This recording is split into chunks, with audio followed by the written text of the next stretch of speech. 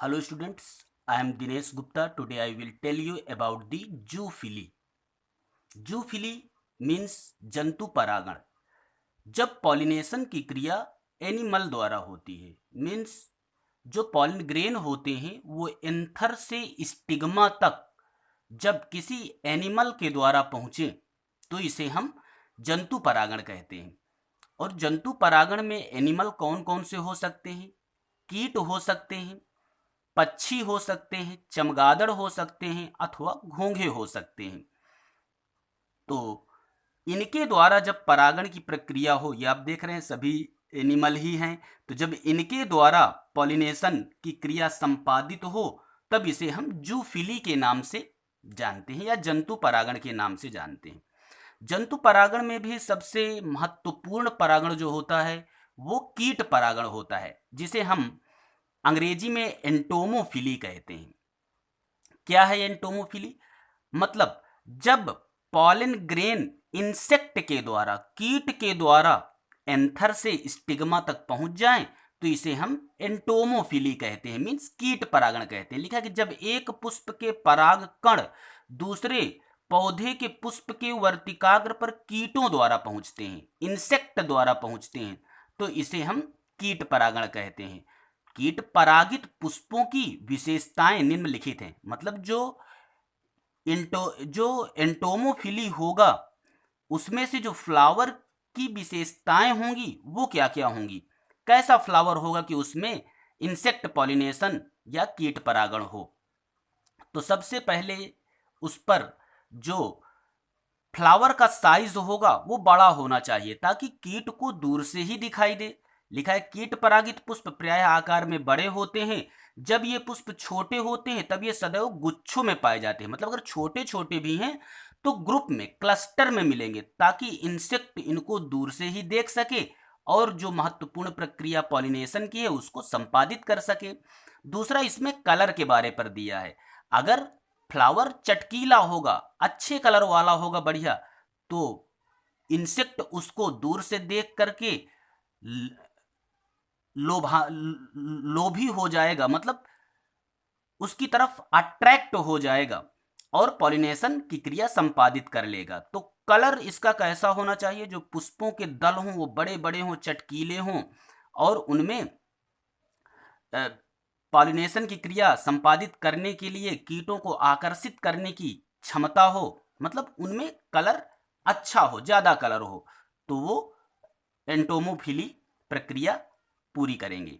इसके बाद गंध होना चाहिए, पुष्पों पर सुगंध भी आनी चाहिए तभी तो कीट आकर्षित होंगे। तो कीटों को लुभाने के लिए अनेक पुष्प सुगंधित हुआ करते हैं। जितने भी पुष्प सुगंधित होंगे ज़्यादातर उनमें कीट परागण ही होगा।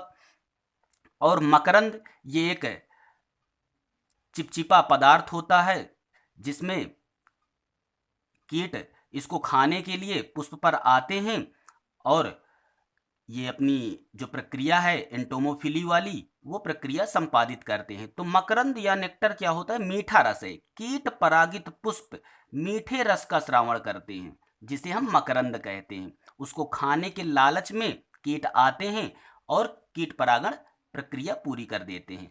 इसके बाद पॉलन ग्रेन कैसे होने चाहिए? पॉलन ग्रेन संख्या में कम होते हैं और स्टिकी होते हैं, चिपचिपे होते हैं, स्पाइनी भी होते हैं, जिससे ये कीट के शरीर पर आसानी से चिपक जाते हैं और कीट परागण की प्रक्रिया पूरी हो जाती है। अच्छा, वर्तिकाग्र कैसा होना चाहिए? स्टिग्मा जो है वो कीट परागित पुष्पों का स्टिग्मा प्रायः दलपुंज के भीतर स्थित रहता है और यह चिपचिपा हुआ खुरदुरा होता है, जिससे पॉलन ग्रेन जो होते हैं इसकी सतह पर आसानी से चिपक जाते हैं। तो ये स्टिग्मा की विशेषता है कि ये दल पुंज के भीतर रहा करता है और चिपचिपा रहता है, जैसे जिससे कि पॉलन ग्रेन इस पर आ करके व्यवस्थित हो जाए, इधर उधर न जाए।